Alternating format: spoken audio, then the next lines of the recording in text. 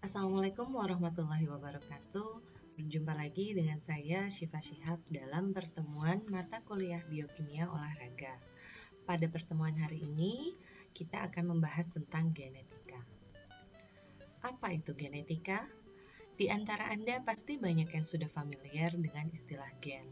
Namun tidak banyak di antara kita yang mengetahui dengan pasti apa itu genetika. Genetika didefinisikan sebagai ilmu yang mempelajari sifat-sifat keturunan atau hereditas serta segala seluk-beluknya secara ilmiah.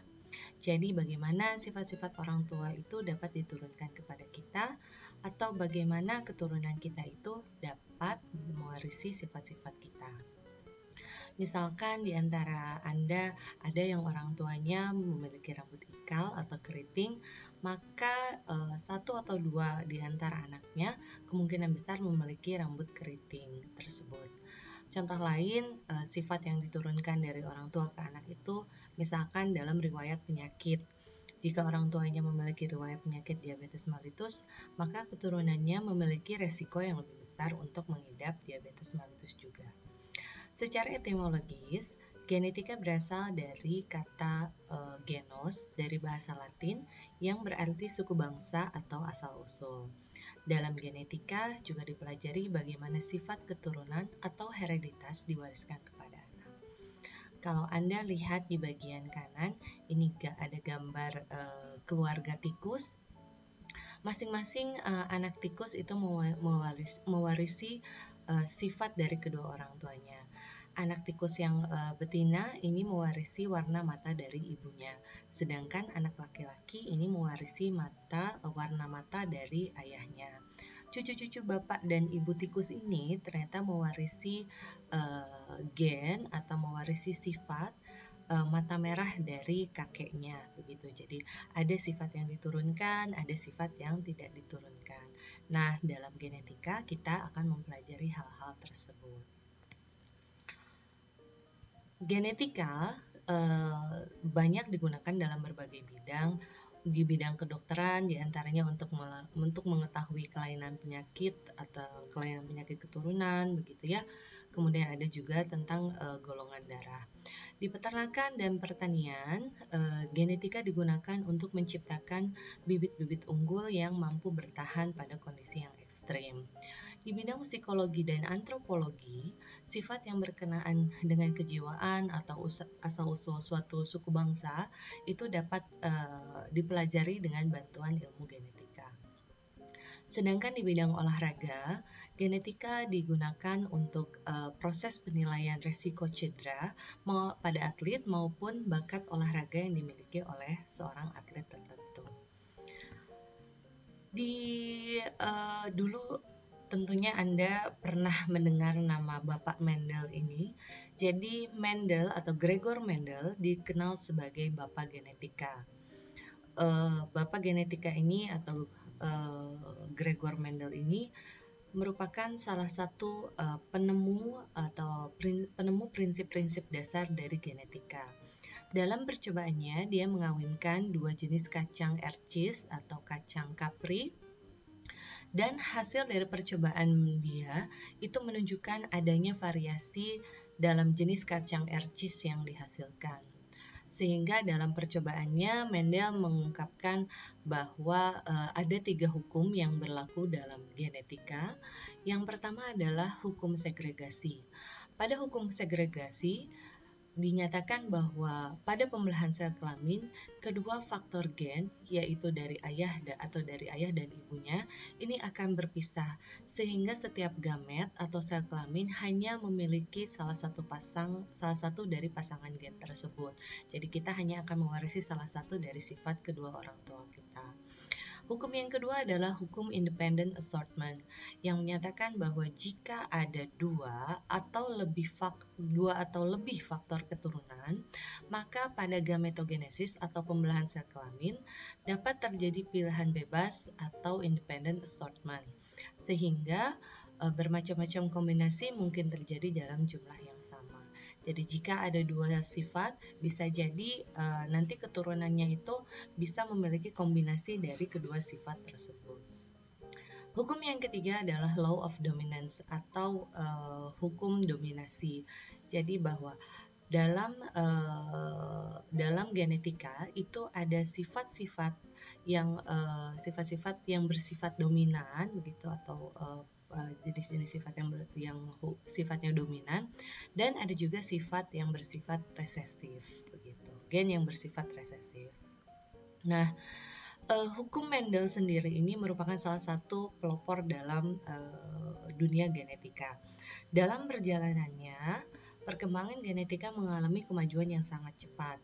Di antaranya melalui penemuan struktur DNA dan RNA oleh kedua ilmuwan Watson dan Crick pada tahun 1953. Watson dan Crick adalah dua ilmuwan ternama dari Universitas Chicago and Cambridge di Amerika yang keduanya ini menemukan struktur DNA yang berbentuk double helix. Jadi ada DNA, ada RNA. DNA di dalam tubuh manusia itu terdapat dua jenis nukleotida. Yang pertama adalah DNA, yang kedua adalah RNA. DNA dikenal juga dengan deoksiribonucleic acid atau asam ribonukleat, sedangkan RNA ini adalah ribonucleic acid atau asam ribonukleat.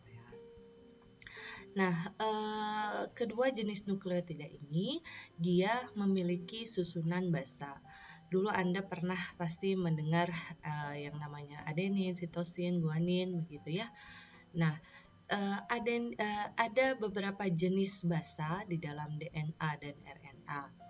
Di dalam DNA, jenis-jenis basanya itu ada 4. Yang pertama sitosin yang dilambangkan dengan huruf C, yang kedua adalah guanin yang dilambangkan dengan huruf G, yang ketiga adalah adenin dilambangkan dengan huruf A, dan yang keempat adalah timin atau dilambangkan dengan huruf T. Itu yang terdapat pada DNA. Nah, sedangkan pada RNA, jenis basanya ini sama, ada sitosin, guanin, adenin. Namun, basa keempat itu digantikan dari timin menjadi urasil. Nah, kombinasi antara keempat jenis basa ini yang merupakan penyusun utama dalam susunan DNA di dalam tubuh manusia atau di dalam tubuh suatu organisme. Perkembangan genetika sendiri itu berlangsung sangat cepat begitu, dimulai pada Gregor Mendel pada tahun 1822 sampai 1884 di Gregor dengan penemuan kacang ercisnya begitu ya, melakukan percobaan dengan kacang ercis.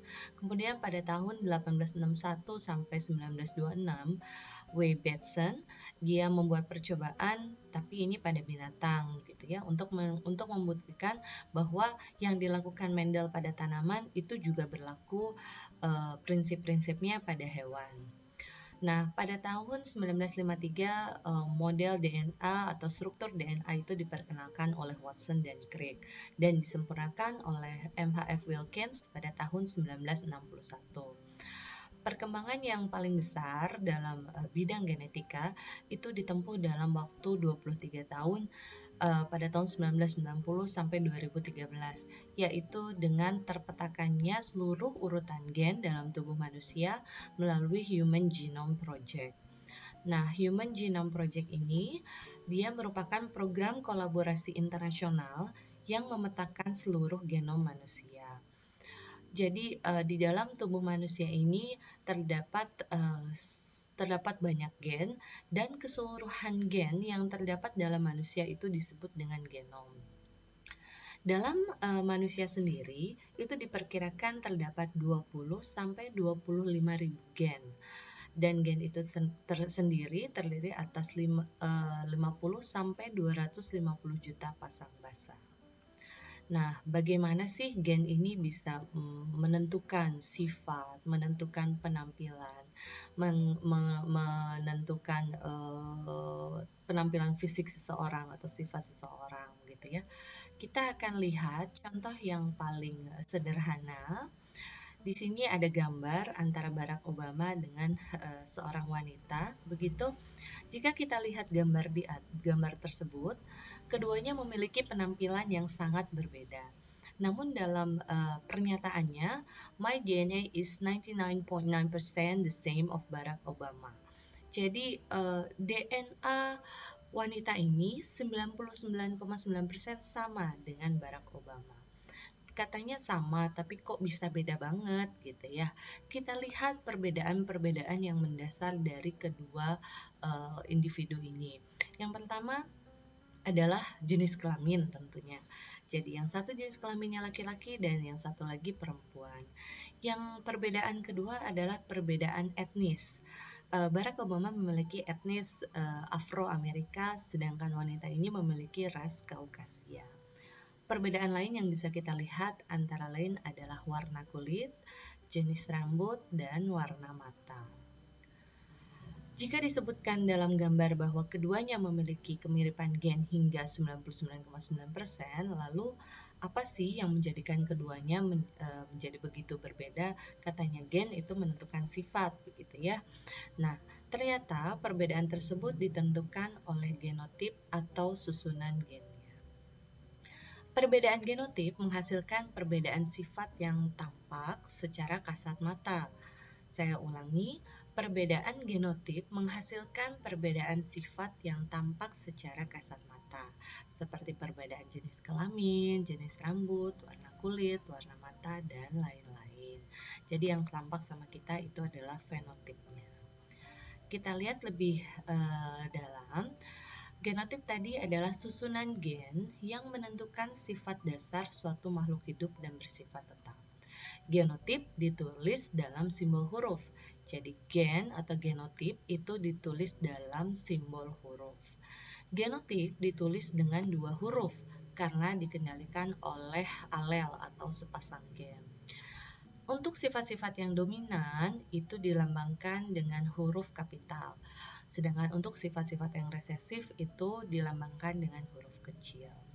Kita lihat di gambar sebelah kanan, ini ada contoh warna mata. Ayahnya memiliki warna mata kombinasi B kecil dan B besar, sedangkan ibunya B besar dan B kecil. Jika keduanya menikah, maka kemungkinan anak yang dihasilkan, anak yang diperoleh itu akan ada 4 kemungkinan. Ada kemungkinannya itu genotipnya itu B besar, B besar, B besar, B kecil, itu 2 kali, B besar, B kecilnya 2 kali, dan B kecil, B kecil. Kenapa hal ini bisa timbul? Karena tadi ada perbedaan genotipnya. Genotipnya kalau kita lihat di sini kan B besar itu dia bersifat dominan. Maka kemungkinan besar jika kedua orang ibu dan ayah ini menikah, maka 75% 1, 2, 3, 75% kemungkinan itu anaknya akan memiliki warna mata coklat begitu dibandingkan kalau anak yang bermata biru itu kemungkinannya hanya 25%. Warna mata itu bisa sama, ini coklat, coklat, coklat, tapi genotipnya bisa berbeda. Bisa B besar, B besar, B besar, B kecil, atau B besar, B kecil. Gitu. Lalu tadi apa sih yang dimaksud dengan fenotip? Fenotip adalah sifat yang tampak pada suatu individu dan dapat diamati dengan panca indera. Jadi fenotip adalah sifat yang tampak. Gen yang menentukannya disebut genotip. Begitu. Contohnya fenotip itu apa sih gitu ya? Di antaranya yang dapat kita lihat itu misalkan warna bunga gitu ya, warna bunga yang merah, rambut yang keriting, begitu ya, tubuh yang besar, buah yang rasanya manis dan sebagainya. Fenotip sendiri merupakan perpaduan dari genotip dan faktor lingkungan. Sehingga suatu individu dengan fenotip sama belum tentu mempunyai genotip yang sama. Saya ulangi, suatu individu dengan fenotip yang sama belum tentu mempunyai genotip yang sama.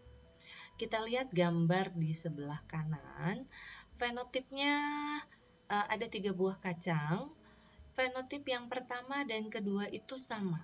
Yang ketiga ini jelas berbeda.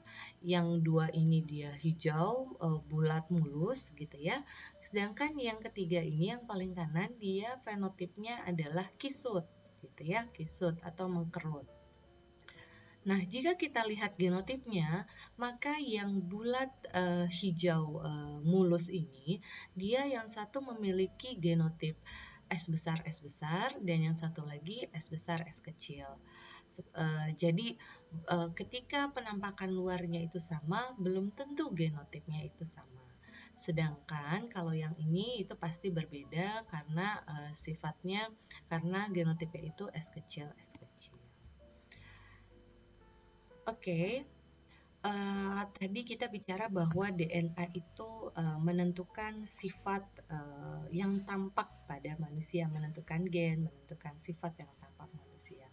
Sebenarnya di mana sih DNA itu berada begitu? Jadi di dalam tubuh manusia itu terdapat unit atau satuan terkecil dalam kehidupan. Satuan terkecil tersebut dinamakan dengan sel. Jadi unit terkecil dari suatu organisme itu adalah sel. Di dalam sel itu terdapat inti sel. Di dalam sel itu terdapat inti sel yang dinamakan dengan nukleus. Di dalam nukleus ini kita tahu terdapat yang namanya kromosom. Jika kita lihat lebih dalam, kromosom ini merupakan untaian DNA. Jadi DNA itu adanya di dalam kromosom. Ini kan kromosom itu sebetulnya kalau kita pakai pembesaran mikroskop begitu ya, itu itu bentuknya sangat padat, strukturnya sangat padat, terdiri dari puluhan ribu begitu ya untaian DNA. Jadi sebenarnya dia sangat-sangatlah padat dan sangat-sangat kuat strukturnya. Nah, bagaimana DNA itu bisa bekerja menjadi penentu perbedaan sifat dari suatu individu? Nah, bagaimana DNA itu bisa? Jadi DNA itu bekerja dengan menentukan pada dasarnya DNA bekerja dengan mengatur sintesis protein. DNA bekerja dengan cara mengatur produksi atau pembuatan sebuah protein. Protein sendiri itu kan sangat banyak sekali terdapat dalam tubuh kita, dan protein itu memiliki sifat fungsional. Artinya dia berfungsi untuk melakukan segala metabolisme yang ada di dalam tubuh kita. Dalam pertemuan sebelumnya saya sudah menyebutkan bahwa fungsi protein itu sangat banyak sekali, mulai dari struktur, mulai dari enzim gitu ya, kemudian antibodi, hormon, molekul sinyal gitu ya. Kan banyak sekali ya protein itu fungsinya. Nah, untuk yang menentukan fungsi protein ini ternyata dimulai dari DNA. DNA itu bekerja dengan cara dengan 3 tahapan. Yang pertama adalah tahapan replikasi, yang kedua adalah transkripsi, dan yang ketiga adalah translasi. Melalui ketiga tahapan ini, DNA akan bisa membuat sebuah protein. Melalui tahapan replikasi, transkripsi, dan translasi, DNA ini dapat menentukan sifat atau menentukan produksi suatu protein. Nah, tadi kan produksi protein. Itu produksi protein dalam tubuh kita itu kan sangat banyak. Ini saya ambil contoh perubahan bagaimana kalau proses pembuatan protein itu tidak berjalan dengan baik begitu ya. Nah, jika terdapat perubahan pada DNA, itu dapat secara langsung mempengaruhi fungsi dari protein. Pada gambar sebelah kiri ini Anda lihat proses sintesis atau proses produksi sel darah merah. Jika dari awal DNA-nya ini akan berlangsung dengan baik, maka protein yang dihasilkan pun ini akan sempurna, sehingga nanti membentuk sel darah merah yang sehat begitu ya. Sel darah merah yang sehat itu yang seperti apa sih? Jadi sel darah merah yang sehat itu adalah yang bentuknya bulat, pipih di bagian tengah. Jadi seperti donat tapi tidak bolong gitu. Ini semua proses sampai jadi dia sel darah merah itu ditentukan dari level DNA. Lalu apa yang terjadi jika ada perubahan atau jika ada kesalahan dalam level DNA-nya? Jika dalam level DNA-nya ini sudah ada kesalahan atau ada perubahan, maka proses selanjutnya ini juga akan mengalami perubahan. Perubahannya sendiri itu dapat bersifat positif, dapat juga bersifat negatif. Dalam kasus ini atau dalam contoh gambar ini, perubahan yang terjadi ini bersifat negatif karena perubahan pada level DNA ini menghasilkan sel darah merah yang bentuknya bulan sabit. Apa yang terjadi jika sel darah merah itu bentuknya seperti bulan sabit? Maka orang-orang yang memiliki kelainan ini akan menderita sel anemia bulan sabit, sel anemia sabit. Begitu. Jadi orang-orang dengan kelainan darah seperti ini dia akan mengalami anemia, dia akan mengalami infeksi yang terasa sangat menyakitkan di tubuhnya. Nah, kita sudah lihat ya bagaimana sih besarnya peranan DNA gitu ya, bagaimana gen itu bisa membedakan satu individu dengan individu yang lainnya. Nah, sekarang kita akan melihat bagaimana sih perannya genetika itu di bidang olahraga. Anda mungkin sering di antara Anda ada yang suka atletik gitu ya. Orang-orang yang jago di bidang atletik itu biasanya didominasi oleh etnis-etnis tertentu. Nah, saya tanya gitu, apakah benar jika atlet maraton atau sprinter paling hebat di dunia itu pasti atlet yang keturunan dari Afrika? Betul nggak sih gitu ya? Nanti kita akan coba lihat faktanya. Atau misalkan benar nggak sih hanya orang dari etnis Bajau yang mampu menjadi penyelam terbaik di dunia? Di sini akan kita lihat fakta-faktanya, apakah benar genetika itu mempengaruhi performa atau bakat seseorang dalam melakukan sebuah kegiatan. Nah, ini saya ambil contoh suatu event olahraga. Mohon maaf, ini event olahraganya pada New York Marathon pada tahun 2000 ya, bukan tahun 2020. Jadi ini adalah event olahraga maraton pada tahun 2000. Pada event tersebut terdapat sekitar 21.000 atlet yang berpartisipasi dalam kegiatan maraton tersebut. Tapi Anda lihat ini di bagian paling depan itu yang mendominasi adalah atlet-atlet yang berasal dari Kenya. Bayangkan 9 besar begitu ya, dari 20 besar itu 9 orang diantaranya adalah orang-orang keturunan Kenya. Sisanya didominasi oleh etnis dari Afrika juga, sedangkan orang kulit putih itu tidak terlalu banyak. Lalu apa sih pengaruh etnis dan performa atletik? Jadi kalau kita lihat tabel di sini, ini ada perbandingan dari beberapa etnis atlet yang berpartisipasi dalam beberapa nomor lari di atletik. Kita lihat bahwa untuk lari jarak pendek 100, 200, dan 400 meter ini sangat didominasi oleh atlet yang berasal dari Afrika Barat. Tapi jika kita bergeser ke jarak lari yang lebih tinggi atau lebih panjang, begitu mulai dari 800 sampai maraton, 800 meter sampai lari 5.000, 10.000 meter bahkan di maraton, maka kecenderungan itu akan berpindah pada orang yang berasal dari Kenya. Lalu bagaimana peranan etnis lain begitu ya? Etnis kulit putih itu hanya sangat kecil presentasinya pada cabang olahraga jarak dekat begitu ya, nomor pendek.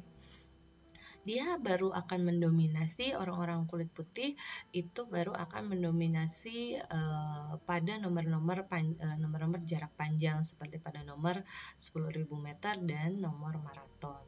Sedangkan etnis lain itu tetap bahwa yang kebangsaan etnis Afrika lain ini pada nomor-nomor jarak jauh ini didominasi tetap oleh orang Afrika, tapi lebih spesifik itu kepada orang Kenya.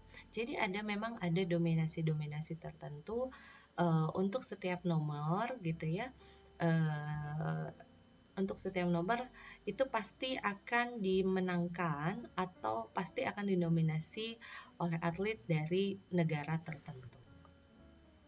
Lalu betul nggak sih itu dipengaruhi secara genetika begitu? Nah, ternyata setelah dilihat lebih dalam, ini memang ada teori yang menyebutkan, ada penelitian yang mengkaji bahwa pada orang kulit hitam, pusat masanya itu berada 3% lebih tinggi dibandingkan dengan orang kulit putih. Jadi dengan pusat massa yang lebih tinggi 3%, kalau ini kita lihat di gambar sini, ini pusat massanya ada di tengah, ini orang kulit putih. Nah, orang kulit hitam itu memiliki pusat massa yang lebih tinggi. Dengan pusat massa tubuh yang lebih tinggi, itu orang kulit hitam akan memiliki kecepatan 1,5% lebih tinggi dibandingkan orang kulit putih saat berlari. Nah, tapi ini menguntungkan untuk cabang olahraga lari begitu ya. Tapi pusat massa yang lebih rendah ini pada orang kulit putih itu justru akan menguntungkan bagi dia jika dia menggeluti cabang olahraga lainnya. Contohnya di sini adalah berenang. Orang kulit putih memiliki kecepatan 1,5 kali lebih tinggi dibandingkan orang kulit hitam saat berenang, karena center of mass atau pusat massanya itu berada lebih rendah. Jadi dengan kondisi tubuh yang berbeda tersebut, maka ada kecenderungan bahwa ada jenis-jenis cabang olahraga yang di bidang olahraga ini dia akan lebih unggul. Kalau orang kulit putih di cabang olahraga ini dia akan lebih unggul. Orang kulit hitam di cabang olahraga ini yang akan lebih unggul gitu. Jadi ada preferensi cabang olahraga. Nah, Anda lihat di sini ada pasti gambar Anda sudah tahu siapa dia gitu ya. Jadi ini adalah Usain Bolt. Usain Bolt ini adalah dikatakan dia sebagai manusia tercepat di dunia. Benar nggak sih orang-orang itu kok dia cepat banget, kok dia bisa terus tetap juara begitu ya dalam berbagai event gitu ya, dan terutama dalam nomor-nomor lari jarak pendek begitu ya. Nah, orang kemudian mencari tahu pada atlet-atlet yang hebat ini sebetulnya dia ada perbedaan nggak sih dengan manusia biasa? Apakah atlet memiliki perbedaan yang mendasar dengan manusia biasa? Nah, setelah dikaji, ternyata memang terdapat gen-gen kunci dalam fitness atau kebugaran atau dalam bidang olahraga. Orang-orang dengan performa tertentu ini memiliki beberapa gen yang berbeda dibandingkan dengan orang biasa. Nah, gen-gen tersebut diantaranya ada ACTN3, ada ACE atau ACE, ada juga PPA RGC1A. Gitu. Jadi ada 3 gen ini yang paling banyak dipelajari dan dinyatakan sebagai gen-gen yang paling mempengaruhi performa seorang atlet dalam berolahraga. Kita lihat gen yang pertama, ACTN3, ini adalah gen yang bertanggung jawab dalam produksi protein aktin yang berfungsi untuk mempertahankan sitoskeleton. Orang yang memiliki gen ACTN3 ini dalam jumlah tinggi, ini akan memiliki struktur sel gitu ya, struktur sel yang lebih kuat sehingga mampu untuk menghasilkan kontraksi otot yang kuat. Sitoskeleton itu apa sih? Jadi sitoskeleton itu adalah Anda bayangkan rangka baja untuk struktur sel. Kita punya rumah, kita harus bikin rangkanya itu yang paling bagus dari baja. Demikian pula halnya dengan sel yang kuat, sel yang baik itu adalah sel yang memiliki rangka yang kuat. Nah, untuk membuat rangka yang kuat dibutuhkan gen yang unggul juga. Nah, gen ACTN3 ini adalah gen yang berfungsi atau berperan dalam menghasilkan struktur sel yang kuat. Gen yang berikutnya adalah gen ACE. ACE ini adalah gen yang paling banyak dipelajari di bidang olahraga. ACE ini bertanggung jawab atas produksi enzim yang mengontrol tekanan darah. Jumlah gen ini memang diketahui jumlahnya lebih tinggi pada orang-orang dari etnis Nigeria dan Afro-Caribbean. Implikasi dari orang-orang yang memiliki gen ACE ini lebih tinggi adalah mereka memiliki kekuatan dan daya tahan yang lebih baik. Orang-orang yang memiliki gen ACE1 itu diketahui memiliki VO2 max yang lebih tinggi, memiliki efisiensi kerja aerobik yang lebih baik, dia tidak mudah lelah begitu atau fatigue resistance, dan memiliki kapasitas jantung atau cardiac output yang lebih besar. Jadi memang gen ini adalah yang sampai sekarang ini adalah gen yang paling banyak dipelajari dalam mendukung performa seorang atlet gitu ya. Jadi orang banyak ngotak-ngatik gen ini. Gen yang selanjutnya adalah gen PPARGC1A. Jadi gen ini adalah gen yang bertanggung jawab dalam pengaturan metabolisme sel. Bagaimana dia mengatur metabolismenya? Jadi gen ini adalah gen kunci dalam proses biogenesis mitokondria. Apa sih mitokondria? Tentunya Anda sudah pernah mendengar apa itu mitokondria. Jadi mitokondria itu adalah tempat produksi energi, pabriknya energi untuk sel kita. Kalau kita beraktivitas dalam skala yang cukup besar, artinya kita aktivitasnya tinggi, tentunya kita akan membutuhkan energi yang lebih banyak atau lebih besar. Jika kapasitas produksi energi di tubuh kita hanya pada batasan tertentu, tentunya kita akan menjadi kekurangan energi dan tidak dapat melakukan aktivitas dalam skala yang lebih besar gitu ya. Aktivitas tinggi itu nggak bisa kalau sumber energinya hanya terbatas. Nah, orang-orang yang memiliki gen PPARG C1A ini, dia itu memiliki kemampuan untuk memproduksi atau membuat mitokondria baru melalui proses yang namanya biogenesis. Kalau proses produksi mitokondrianya banyak, tentunya artinya dihasilkan pabrik-pabrik energi yang lebih banyak.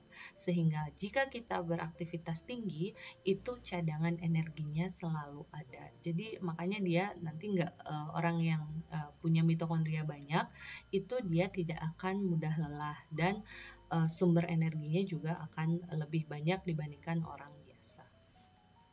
Nah, kita sudah bahas ini tentang beberapa gen yang berperan dalam performa atlet begitu atau dalam fitness, dalam kebugaran. Ini gennya secara alami terdapat di dalam tubuhnya. Ada pula jenis orang begitu ya yang sebetulnya dia itu memiliki kelainan. Tapi kelainan gennya itu menjadikan dia memiliki performa yang luar biasa begitu ya. Ini contohnya adalah Iro Antero Mantiranta. Jadi Iro ini dia adalah seorang atlet yang memenangkan 9 medali emas dalam 7 kali Olimpiade musim dingin. Ternyata setelah dicek, Iro ini dia memiliki kelainan polisitemia atau PFCP. Jadi kelainan yang dimiliki oleh Iro ini disebabkan oleh adanya mutasi pada gen erythropoietin reseptor atau IPOR. Jadi kelainan pada gen IPOR ini menyebabkan peningkatan massa sel darah merah dan hemoglobin, sehingga kapasitas pengangkutan oksigen di dalam tubuhnya itu dapat meningkat 50%. Jadi orang hanya dengan jumlah sel yang sama dalam suatu individu, sel darah merahnya punya IRO ini dia ternyata lebih berat akibat tadi ada kelainan gen tersebut gitu ya. Sel darahnya lebih berat, begitu kemungkinan sehingga dia jumlah hemoglobinnya juga lebih banyak, sehingga dalam satu sel orang itu hanya bisa mengangkut katakanlah 10 begitu ya, dia bisa mengangkut 15 molekul oksigen. Jadi kemampuannya dia untuk sel darahnya untuk kemampuan sel darahnya untuk mengikat oksigen itu lebih besar dibandingkan orang pada umumnya. Nah, ini adalah salah satu kondisi langka yang justru menguntungkan saat berlaga dalam event endurance atau ketahanan.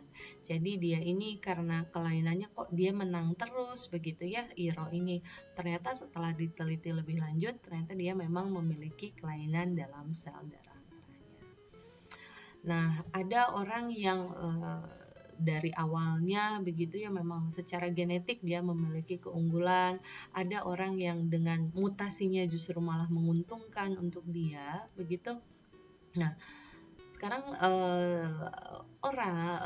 peneliti di luar negeri begitu ya, peneliti terutama yang di bidang olahraga, di bidang kedokteran juga ingin, saya bisa nggak ya punya kemampuan kayak atlet lari dari Kenya begitu, atau saya bisa nggak ya punya kemampuan berenang secepat orang Kaukasia begitu atau orang Amerika. Nah, sekarang pengembangan penelitian di luar negeri itu mulai beralih ke gene therapy. Jadi gene therapy itu adalah merupakan sebuah proses di mana kita memasukkan gen tertentu begitu ya, sehingga harapannya akan dihasilkan protein-protein tertentu yang bisa mendorong performa atlet sehingga menjadi lebih baik. Kalau tadi contohnya kita punya gen yang berfungsi atau gen yang berperan dalam ketahanan begitu ya, endurance, katakanlah gen ACE gitu yang tadi. Gen ACE itu misalkan kita potong gitu, disebutnya therapeutic transgene, kita potong, kita punya gennya, kita masukkan ke gen kita. Kita masukkan ke dalam sel kita masukkan ke dalam tubuh kita. Harapannya itu nanti kita akan mempunyai sistem metabolisme seperti layaknya orang-orang dengan jumlah orang-orang yang mempunyai performa yang bagus di bidang olahraga. Nah, penelitian ini masih sangat berkembang, artinya masih dalam terus tahap pengembangan, tapi tidak semua tentunya berhasil karena ada yang berhasil, ada yang tidak, karena tubuh manusia itu sendiri adalah sebuah tempat yang unik gitu ya. Jadi nggak sembarangan orang masuk gitu atau sembarangan benda masuk dari yang lain. Kalau bekerja di orang itu terus pasti bekerja juga di dalam tubuh kita, itu belum tentu gitu. Jadi ini masih sedang dikembangkan, beberapa diantaranya ada juga yang berhasil. Lalu kalau nggak lewat gen terapi, itu kira-kira caranya gimana sih supaya kita bisa punya metabolisme yang bagus, kita bisa punya performa yang bagus. Nah, selain dari latihan, dari workout atau misalkan dari ini ya terapi gen, nah ada satu pendekatan lain yang dapat dilakukan, yaitu adalah melalui nutrigenomics.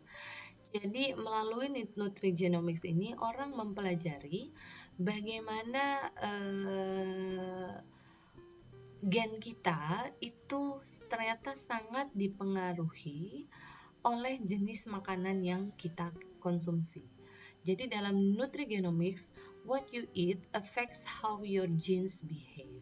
Jadi apa yang kita makan itu sangat mempengaruhi bagaimana gen kita bisa bekerja. Jadi ketika gen kita bekerja dengan lebih baik, misalkan dengan mengkonsumsi banyak apel, banyak sayuran, banyak buah-buahan, tentunya metabolisme kita juga akan lebih baik begitu. Nah, tapi ada juga jenis-jenis makanan yang perlu dihindari begitu. Tidak semua jenis makanan itu cocok untuk satu orang, belum cocok untuk satu orang, belum tentu cocok untuk orang yang lainnya. Jadi ketika kan Anda mungkin pernah mendengar ada itu yang namanya diet golongan darah gitu ya. Nah, kalau itu menyusun pola makan berdasarkan golongan darahnya. Jadi ada golongan darah tertentu cocok untuk satu makanan dan dilarang untuk mengkonsumsi makanan lain. Nah, kalau itu golongan darah kan masih hanya 4 golongan nih gitu. Jadi melihatnya hanya berdasarkan golongan darah sehingga sangat umum sebetulnya. Nah, pada nutrigenomics itu memang betul mengkaji secara individual. Saya dan Anda itu misalkan golongan darahnya sama B gitu, itu mungkin kita akan punya pola makan yang sama.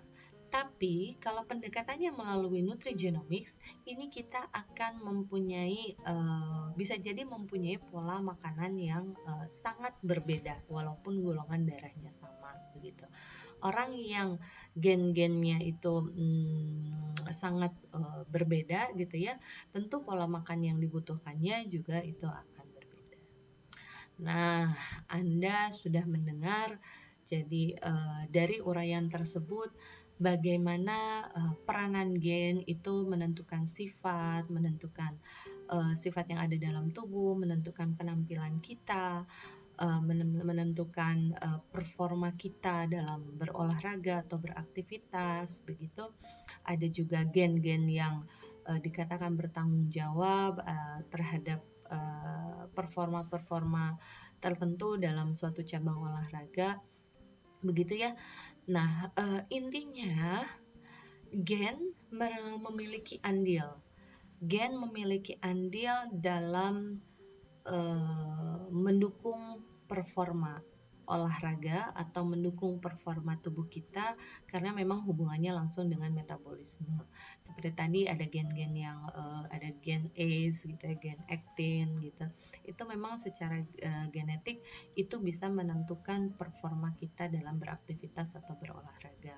Namun tidak boleh dilupakan bahwa faktor lingkungan itu juga memegang peranan yang penting. Jadi tidak semata-mata gen itu menentukan 100% keberhasilan seseorang atau kemampuan seseorang, tapi faktor lingkungan juga memiliki peranan yang sangat besar. Demikian yang dapat saya sampaikan pada pertemuan hari ini. Mudah-mudahan cukup menarik buat Anda semua karena sebetulnya genetika ini cukup menarik kalau kita di Indonesia begitu ya, punya teknologinya. At least kita punya teori yang bisa mengarahkan, yang bisa membuka pikiran kita bahwa oh ya ini tuh ada loh pengaruh genetik itu, bagaimana cara kita mengembangkannya. Nah, itu kita bisa mulai berpikir ke arah situ.